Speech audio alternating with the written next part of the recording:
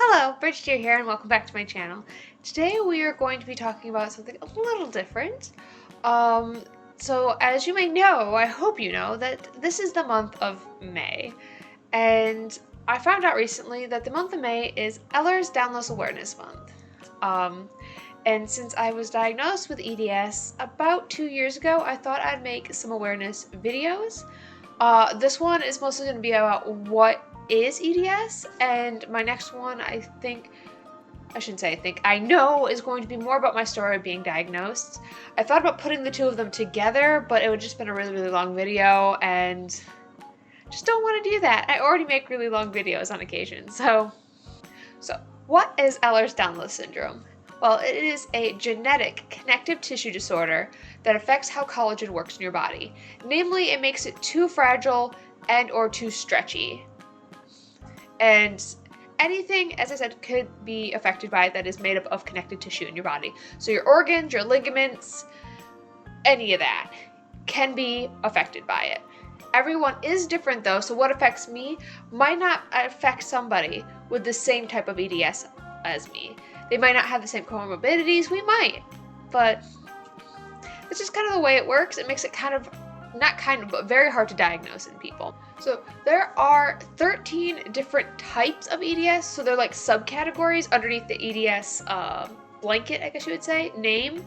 I'm not going to go into every single one of them because I am not that knowledgeable on any of them except for the type that I have, which is HEDS, or I believe it was called type 3 at some point. I keep seeing people say it was type 3. I was never told that directly, so. But HEDS is hypermobile type EDS, which is a little deceiving since all types of EDS have some type of hypermobility with them. I'm not really sure about why they picked that to be the name, but I don't run things, so. But it is the most common type of EDS that I've seen diagnosed in people, and it is one that cannot be genetically tested for. There are some types of EDS that can be tested for genetically, and they know exactly what group of genes or what genes that are faulty that cause it, and this is just not one of them. You can't test for it in that kind of manner. It's not like tangible, you can't actually see it. So again, it also makes it very hard to diagnose in people. Symptoms of EDS are very varied. It depends on your type of EDS. It also depends on your body because there is a laundry list of symptoms that you can display and have this disorder. The thing is a lot of these also are just kind of common things like hypermobility. Some people can be hypermobile but not have EDS, but everybody with EDS has hypermobility, so give or take there. On top of the hyperflexibility, usually most people have joint pain, usually because of hyperflexibility, and also just because the hyperflexibility is caused by loose ligaments and your joints not being held well in place. So that causes them to slip and slide around in the socket, and a lot of people do have issues with full dislocations or subluxations without injury. So these can happen at any point, really. Like for me, I have an ankle that dislocated as a child repeatedly. It hasn't done it in years, but it would happen so frequently that I just learned to ignore it. I would be walking or riding my bike and my ankle would just pop out and I'd have to sit down and pop it back into place. Gross, I know, but it happens. Also, I do have the subluxations as well. Not as much anymore now that I built up strength in my shoulders, but my shoulders used to pop out of joint and snap back in on a regular basis. So that's a huge source of joint pain. Also, the muscles around your joints get very fatigued and very upset because they have to try so hard to keep everything in place. So you can have a lot of muscle pain from this as well. Other symptoms are, and can be, some skin things. So for me, I have really soft skin. Hi, there's my cat. But I have really soft skin, which is an indicator, which is an interesting indicator, but So my skin literally feels kind of like a baby, people tell me, or it feels kind of velvety to them. But not everybody has this. Some people have it in patches on their skin, like certain parts of their skin feel like this and other ones don't. Mine's just full-bodied. Other skin things is, really stretchy skin, so I have that as well. But not everybody has that. Mine is, I think, pretty extensive. Like, yeah, I should stop doing that. I'm watching myself do it. I'm just like, oh, didn't realize it stretched that far. But yeah, not everyone has it, as I said, but some do. Other things, some people do actually have very fragile skin that bruises very easily, that can tear very easy, or might not heal heal quick enough, but some people have issues with healing because of this. I kind of have some issues with wounds healing. Sorry if my camera's shaking. My cat really wants attention right now. Come here. I have some issues with wound healing. If I get a cut, it might take twice as long as a normal person to fully heal. Not always fun, because I've been left with some weird kind of scarring from it sometimes. Other things EDS can affect is your bladder. I have some bladder issues because of it. It can affect your blood vessels, which can cause POTS syndrome, which I also have. It can cause other heart issues, like, I forgot what it was called, but it can cause your heart, certain parts of your heart to stretch more than others. I have been checked for that, and I have to get checked for that, I think, every 2 years. It can cause problems with your eyes, your hearing, absolutely. Like, I can keep going on and on and on about it from things that it can cause. I mean, it sounds a little scary when you look at the long list of things that it can affect, but you just kind of have to roll with it. It's not something you really can control, and if something is being affected by it in your body, you just kind of have to just go with it, I've learned. So I'm going to go in a little bit of how it affects me, how EDS affects my life, and how I do things. I've had this disorder all my life because it's genetic, so you can't just develop it out of nowhere. But I didn't know that I had it until I was 23 or 24. I can't quite know off the top of my head. And I'll get more into that when I explain my diagnosis story and kind of the journey that I had for that. But I do notice that a lot of people are diagnosed a little bit later in life, just because it is such a hard thing to pinpoint, and it is not looked for very often. Hence why I'm doing this video, because it is also not very well known.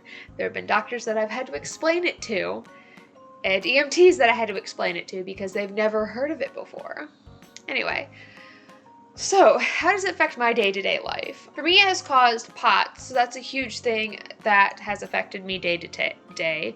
I have a video about a little bit of how I got diagnosed with that and how that happened, but I will in the future make a full video on POTS syndrome. I don't know why I said POTS syndrome, because POTS, the S in POTS literally stands for syndrome, so I literally said syndrome. Anyway, moving on with that. But yeah, it just means that my EDS is affecting the way my blood vessels work, and when I stand up, it affects my autonomic nervous system because my POTS is messing with it, and so when I stand up, my heart rate goes up, and I might start fainting. So I've had symptoms of that for a few years. EDS also affects, as I said, my bladder fairly bad. It's affected it since I was a child. So I've had chronic overactive bladder my entire life. It has turned into interstitial cystitis as an adult. So it means I have constant nerve and muscle pain in my bladder because it is not functioning entirely properly. It just makes me have to run to the bathroom all the time. It's completely annoying. I hate it. It's one of the things that bug me the most, along with the POTS, honestly. Other things that I do actually have is I do have the hypermobility. Mine's fairly moderate. I've seen people with it worse, and I've seen it with people with it kind of like on a lesser scale. I'm not really going to do any like party tricks for this video because it is not necessarily safe for me to do that, and I shouldn't be doing that on a regular basis or pretty much at all, just because it can deteriorate my joints later on, and I can hurt myself and things like that. This is why, if you've been watching me for a while, I did have a video on EDS before, but I did delete it because I was doing a few party tricks in it, and I just didn't think it was okay for me to tell people not to do them and then have a video of me doing them.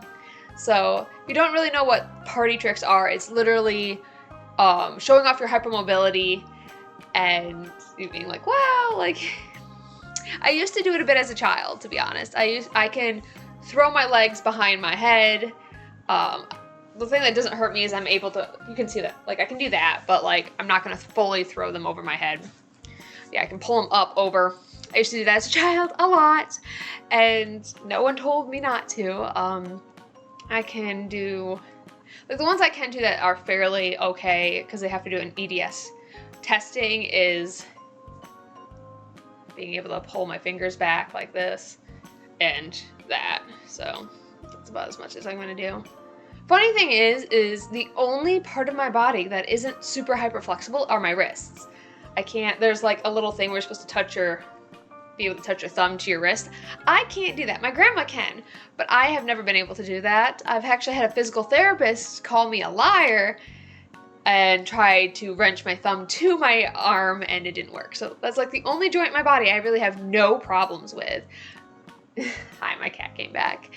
Is my wrists. But other than that, I have problems with every other joint. My most problematic one, as I said before, is my ankles. They do pop out, they do slide, they do hurt a lot. And that's like, oh, my cat's lying on my mouse. Anyway, that is one of the worst problems I think I have. I think I can deal with POTS for the most part and my bladder issues because I've had that my entire life. To a certain extent, they're annoying, but now that I'm gotten used to one and getting used to the other, I think they're pretty tolerable.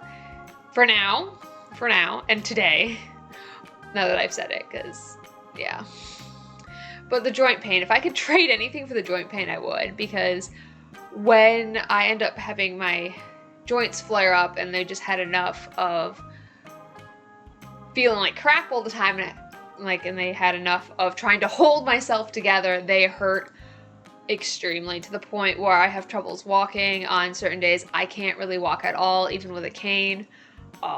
There's even times where I thought about actually purchasing a wheelchair to get around in just for a few days, like a week or so, because my joints are in so much pain. For me personally, I don't dislocate on a regular basis. I haven't since I was a child, but mainly that's because I have been doing a lot of strength training in the last few years to try to make sure that doesn't happen. I know not everybody is able to do strength training because of how bad their EDS affects them. But because of my EDS, I can also hurt myself very easily. Simple things like closing a microwave door sometimes can hurt me. Yes, I have done that. I've closed it and popped my shoulder. It was very painful and I was not happy about that whatsoever. Because of my lax joints as well, in my legs and my knees, I have something called tibia torsion, which I'm not sure is a common thing with EDS. I haven't. I've seen one other person say they have it. I'll have a picture of kind of what that looks like. It just essentially means that my knees and my ankles don't line up with the top part of my leg, so I have permanent duck feet. So from my calves rotate outward. So I have permanent duck feet because that bone is twisted. But yeah, I'll have a picture of that. But yeah, I don't know how many people have that. I've seen one other, as I said.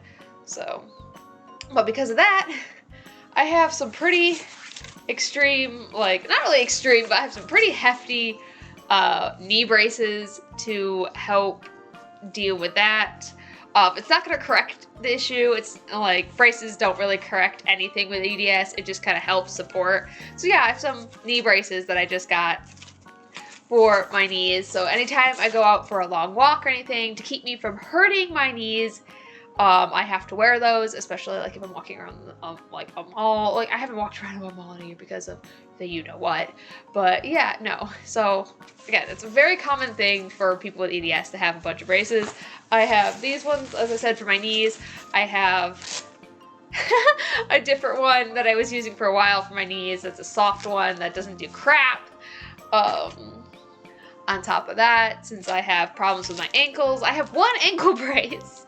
I don't know. I never bought the second one. They only had one at the store and I only bought one. So I only have one for both my ankles. That's really weird. And I also have problems with my elbows. So I have some elbow braces because I constantly get, what's it called, tendinitis if I have to use my arms for more than like 5 minutes on something that's more than like 10 pounds. So yeah. That's a very common thing with EDS to have a bunch of braces in different size, colors, whatnot. Tape. I don't have tape because I have problems with adhesive, because that is another thing you could have with EDS. Yeah, it's just one of those things that EDS will hand you it and you're just gonna have to take it and be like, okay, well, I can deal with this. I think I can. But that's kind of how living with EDS living with EDS is like. It can change very quickly. Like POTS, as I said, I just stood up one day and it full blown hit me.